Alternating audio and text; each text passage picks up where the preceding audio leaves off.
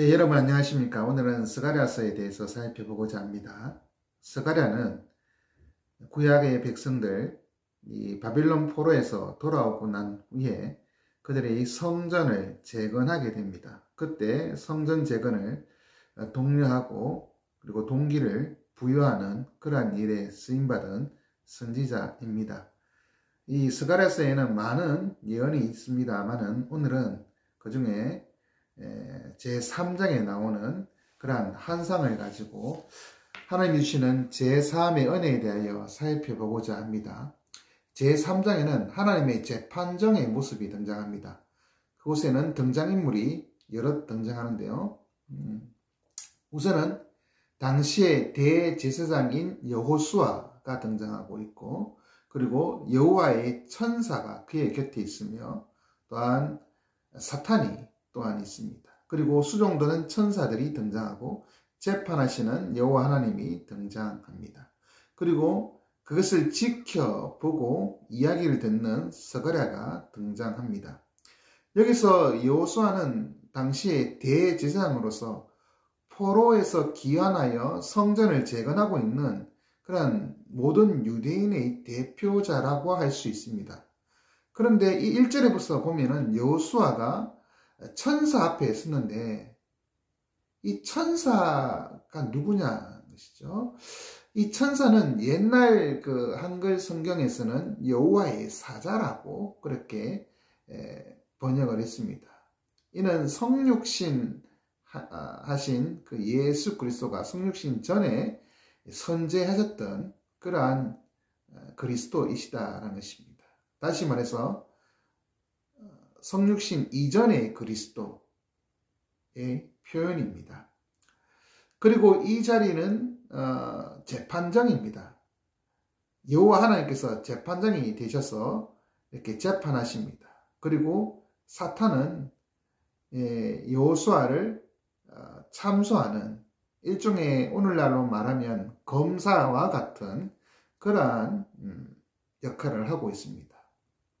그래서 여호수아를 대적하면서 고소하고 있습니다. 그 고소의 내용은 본문에 등장하지 않습니다만은 아무래도 여호수아가 입고 있는 오물로 뒤덮여진 그 더러운 옷 때문일 것입니다. 율법에는 대제사장은 항상 하나님 앞에서 성결하도록 그렇게 살아야만 했습니다. 성결해야만 했습니다. 그러므로 더러운 옷을 입었다라는 것은 그가 대제사장으로서 하나님 앞에서 성결해야 함을 망각한 행위 또는 불의한 부정한 그러한 사람이 되었다라는 그런 의미를 갖고 있는 것이죠. 사탄이 이렇게 고소합니다. 실제로 사탄이라고 하는 말의 그 뜻은 고소자, 대적자라는 의미입니다. 그런데 그때 여호와 하나님은 사탄을 책망하십니다. 여호수아를 가리켜서 이는 불에서 꺼낸 거슬린 나무라고 선언하십니다. 불이라고 하는 이미지는 바빌론 심판을 의미하기도 하며 또는 시험을 의미하기도 합니다. 여기서 불에서 꺼낸 거슬린 나무라고 할 때 타지 않고 거슬렸다라는 것은 그 불에서 속히 건져졌다는 것 아니겠습니까? 바벨론 심판 그 자리에서 완전히 없어지지 아니하고 다시 예루살렘으로 돌아오게 되었다는 것. 그리고 불시험과 같은 그 시험을 이기고 견뎌냈다는 것을 의미합니다. 즉 하나님은 이 여호수아뿐만 아니라 여호수아를 통해서 이스라엘 백성들이 그 바빌론 그 심판을 견뎌내고 믿음으로 이겨냈다. 시험을 이겨냈다라는 것을 선언하시는 것입니다. 그런 그들을 사단이 고소하고 참소하는 것은 옳지 못합니다. 오히려 그들은 칭찬받아 마땅한 사람들입니다. 왜냐하면 시험을 이겨내었기 때문인 것이죠. 하지만 시험을 이겼다 하더라도 그들은 더러운 옷을 입고 있습니다. 여호수아가 말이죠. 불에 거슬리는 흔적이라고 할 때 대지상으로서 하나님을 위한 일을 할 수 없을 정도로 더러운 옷을 입었다라고 볼 수 있습니다. 오물로 뒤덮인 오염된 옷이라는 것이죠. 이 옷은 바로 죄로 뒤덮인 물든 우리의 모습을 보여줍니다. 그런데 놀라운 것은 하나님이 천사들에게 명령하셔서 그 더러운 옷을 벗기고 아름다운 옷을 입히라라고 명령하셨다는 것입니다. 그리고는 옷과 함께 정갈한 관까지 세워서 하나님을 섬기게 했습니다. 이는 하나님이 더러움을 완전히 깨끗하다라고 그렇게 선언하신 것과 같습니다. 감히 하나님 앞에 나갈 수 없는 더러운 옷을 입었음에도 불구하고 하나님께서 그 옷을 벗기시고 깨끗하게 만들어서 하나님 앞에 나아가도록 그렇게 만드셨기 때문인 것입니다. 이 얼마나 놀라운 은혜입니까? 사랑하는 지음가족 여러분, 여러분이 만약 하나님의 재판정 앞에 섰다라면 사탄이 뭐라고 고소할까요? 여러분의 고소 내용이 무엇이든지 간에 우리가 하나님 앞에 떳떳하게 설 수 있겠습니까? 완벽한 사람 있습니까? 여러 가지로 죄악으로 물들어 있는 우리들 아닙니까? 하나님 앞에 부정한 모습으로 살아간 우리들 아닙니까? 그렇다고 해서 우리가 하나님 앞에 나가지 못할 것은 없습니다. 아니, 하나님이 우리를 거부하지 않으실 것입니다. 하나님은 우리의 믿음을 보시고 우리의 더럽혀진 이 영혼을 우리의 믿음으로 깨끗하다 선언하시는 분이십니다. 하나님은 우리의 죄악을 깨끗게 하시는 분이시라는 것을 잊지 마십시오. 내가 깨끗해지는 것이 아니라 하나님이 우리의 더러운 죄악을 깨끗이 씻겨 주십니다. 깨끗한 옷으로 덧입혀 주십니다. 하나님의 의로움으로 우리를 어렵다 여겨 주시는 것입니다. 우리가 이렇게 죄악에서 깨끗해졌다면 우리는 새로운 일을 해야 합니다. 새로운 아름다운 옷과 정결한 간을 세워주셨는데 그것을 가지고 죄악으로 다시 물들어서는 안 되지 않겠습니까? 특별히 여호수아는 아름다운 옷과 정결한 간을 세워졌다는 것, 여호수아가 대지상이 그렇게 입었다는 것은 그 옷을 입고 즐기라는 것이 아니라 그 옷으로 하나님을 제대로 잘 섬기라라는 의미입니다. 그것은 바로 백성들을 위한 대속의 그러한 제사, 그 일을 하라는 의미인 것이죠. 즉 그는 하나님을 제대로 섬길 수 있는 존귀한 자가 되었고 그 일을 또한 잘 수행해야 하는 것입니다. 그러므로 더 이상 옷을 더럽히지 않도록, 다른 표현으로는 더 이상 하나님 앞에 부정해지지 않도록 노력해야 합니다. 그런데 많은 사람들이 계속해서 하나님 앞에서 옷을 더럽히고 있습니다. 자신의 영혼을 죄악으로 더럽히고 있습니다. 더러워지는데도 불구하고 그것을 부끄러워하지 않습니다. 이것이 문제입니다. 자신은 하나님께서 자신을 존귀한 자로 만드셨음에도 불구하고 그 존귀한 자답게 살지 않는다는 것입니다. 그럼 어떻게 하면 존귀한 자다운 삶을 살까요? 7절에 하나님은 내가 만일 내 도를 행하며 내 규례를 지키면 이라고 조건을 다셨습니다. 여기서 말하면 내 도를 행하며 규례를 지키는 것이라는 의미는 하나님의 말씀대로 따라 살면 이라는 그 의미 아니겠습니까? 특별히 이러한 표현이 하나님께서 이스라엘 백성들과 언약을 맺을 때 요구하시는 그러한 말씀입니다. 다시 말해서 하나님의 말씀을 기억하고 하나님의 언약을 기억하고 그 하나님의 말씀대로 언약을 재갱신하면서 그 언약에 합당한 삶을 살아야 한다는 것입니다. 하나님과의 언약을 잊어버린 채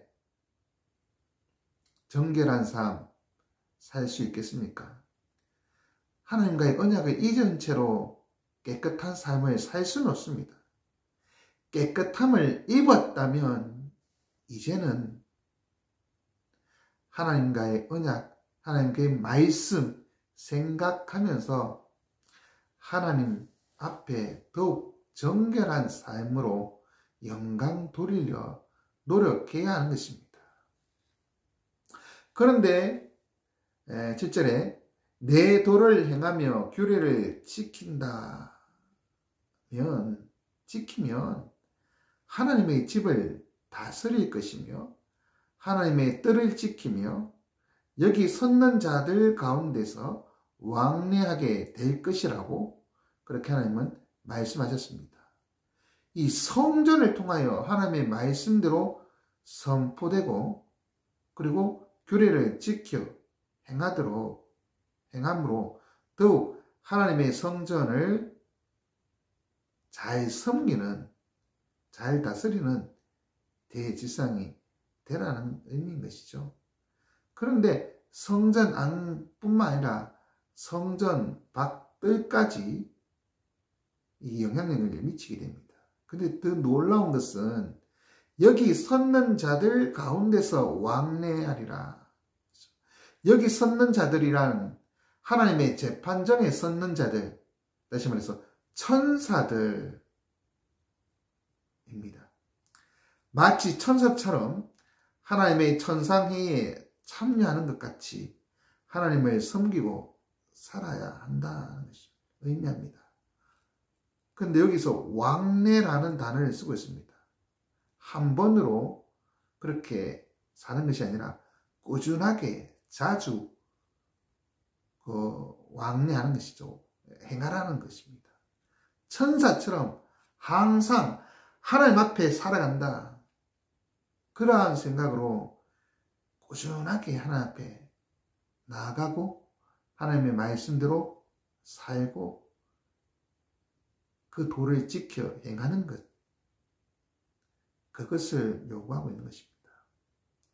사랑하는 지형자 여러분, 하나님께서 여러분을 깨끗한 자로 인정하셨음을 믿으십니까?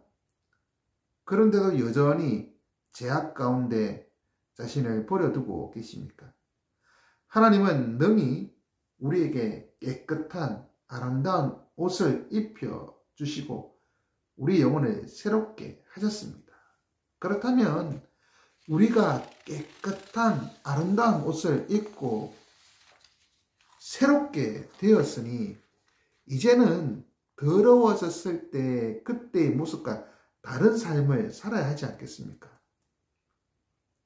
하나님의 말씀대로 살려는 노력이 필요하지 않습니까? 꾸준히 하나님께 나아가려 노력해야 하지 않겠습니까? 하나님은 우리를 깨끗게 하시고 우리에게 하나님의 말씀대로 살도록 그리고 꾸준히 하나님 앞에 나오도록 그렇게 요구하고 계시다는 것 기억하시기 바랍니다. 그런데 이렇게 말씀하신 후에 여호수아와 동료들에게 하나님은 메시아를 보내주겠다는 의미로 새로운 싹이 나게 하시겠다라고 말씀하십니다. 여기에서 여호수아와 동료 제사장들이 바로 이 싹을 예표하는 것이다 라고 말하고 있습니다. 즉 그들이 새롭게 옷 입고 하나님을 섬기듯이 이제 새 싹이 나서 새롭게 만드시겠다라는 것이죠. 옛날 한글 성경에서는 이것을 새 순이라 그렇게 표현하고 있습니다. 그리고 이 표현은 다윗과 같은 왕을 의미하는 그러한 메시아적인 용어입니다. 예레미야 23장 5절에서도 다윗에게 한 의로운 가지를 일으킬 것이라고 말씀하셨는데요. 여기 가지가 바로 새로운 싹인 것입니다. 바로 새순인 것이죠. 이렇게 새롭게 싹이 나면 열매도 새롭고 모든 것이 새로워집니다. 즉 새로운 피조물이 되는 것입니다. 그러므로 이 예언은 새롭게 피어나는 색깔이 우리의 삶을 새롭게 피어나는 싹같이 우리의 삶을 새롭게 하실 때 하실 메시아가 오실 것이라는 말씀을 하시는 것입니다. 그런데 그 메시아인 새싹은 다시 여호수아 앞에 세운 돌로 나타납니다. 이 돌은 흔히 성전의 그 기초석을 의미하는 것입니다. 그리고 떠인 돌, 모퉁이 돌처럼 예수 그리스도를 예표하는 그러한 단어이기도 합니다. 그런데 이 돌에는 7개의 눈이 있어서 모든 것을 감찰하고 살펴봅니다. 그리고는 죄악으로 물든 이 땅을 바라보시고 등장하여서 이 땅의 죄악을 하루에 제거하실 것이라고 말씀합니다. 죄악을 하루에, 이 땅의 모든 그 죄악을 하루에 제거하는 것이 쉽겠습니까? 불가능할 것입니다. 그런데 그렇게 하신다는 것이죠. 어떻게 그것이 가능하겠습니까? 그것은 바로 돌이 바로 예수 그리스도를 예표하는 것이라고 말씀드리지 않았습니까? 예수 그리스도가 우리를 대신하여 우리가 받을 죄의 저주를 대신 지시고 십자가에 죽으심으로 우리는 죄에서 건짐받는 것입니다. 우리의 죄악이 씻겨지는 것입니다. 더 이상 사탄이 우리 죄에 대하여 왈가왈부할 수 없게 만드신다는 것이죠. 주님의 피값으로 이미 십자가에서 우리를 죄악을 그 피값으로 치르셨습니다. 우리의 죄악은 제거되었다는 것입니다. 그러므로 우리는 하나님의 재판정에 그 앞에 당당하게 나갈 수가 있게 된 것입니다. 하나님이 우리를 깨끗하다고 분명히 선언하실 것이기 때문입니다. 왜? 우리의 죄악이 하루에 다 제거되었기 때문입니다. 그럼 우리의 삶은 어떻게 될까요? 10절에 보면 너희가 각각 포도나무와 무화과 나무 아래에서 서로 초대하리라 말합니다. 여기에서 포도나무와 무화과 나무는 이스라엘이 평안함을 나타낼 때 사용하는 것입니다. 솔로몬 시절 모든 백성이 자신의 포도나무와 무화과 나무 아래에서 평안히 살았다라고 열왕기상 4장 25절에 말하고 있습니다. 하나님 주시는 평안함을 상징하는 그러한 단어로서 포도나무와 무화과 나무 아래에 있다.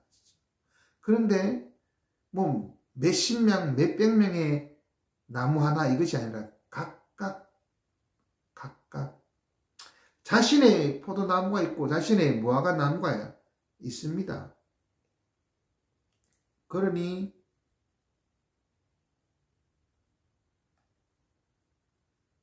걱정이 없는 것이죠. 평안합니다. 자신이 노력하고 빼앗고 그렇게 할 것이 아니라 하나님 주시는 평안함을 맛보면서 살 수 있는 그러한 상황이 된다라는 것입니다. 빼앗을 일도 없습니다. 오로지 서로 초대하면서 서로 사랑으로 베푸는 길, 그것만이 남을 뿐입니다. 다시 말해서 이것은 결국 하나님 나라의 모습을 보여줍니다. 사랑만이 넘치는 그러한 모습. 하나님 안에 있으면 우리의 삶은 평안함만 있습니다. 여호와 샬롬을 우리는 경험하게 되는 것입니다. 사랑하는 지형가족 여러분, 여러분에게 주님은 어떠한 의미가 있습니까? 어떤 분으로 등장하셔서 어떤 은혜를 주십니까? 여러 가지로 은혜를 누릴 것입니다. 그러나 그 중에서 주 안에서 새로운 피조물이 되었다라는 것을 잊지 마십시오. 그분으로 인하여 우리의 죄가 깨끗이 제거되었다는 것. 그리고 그와 함께 우리는 진정한 평안, 포도나무와 무화과 나무 아래와 같이 하나님이 주시는 그 평안을 맛보며 살게 되었다는 것을 잊지 마시기 바랍니다. 이제 말씀을 맺겠습니다. 하나님이 재판하는 자리에서 사탄은 우리를 대적하더라도 우리는 꿀먹은 버니 마냥 가만히 있을 수밖에 없습니다. 하지만 하나님은 우리를 버리지 않으시고 우리의 더러움을 씻겨주셔서 깨끗하게 하십니다. 그리고 우리를 품어주십니다. 이 모든 것은 새로운 싹으로 오신 예수 그리스도의 보혈로 인하여 가능하게 되었습니다. 그러니 이제 아름다운 깨끗한 옷으로 갈아입은 우리들이 예수 그리스도의 보혈로 대신 삼바된 우리들이 이제는 부끄러운 옛사람을 따라 사는 것이 아니라 주 안에 거하며 주 안에서 참된 평안을 맛보며 살아가는 그러한 진정한 하나님의 백성의 모습들로 살아가는 저와 여러분이 되시기 바랍니다. 오늘도 평안한 주일 오후가 되시기 바랍니다. 안녕히 계십시오. 각자 기도하시고 또한 가정 경건에 마무리하시기 바랍니다.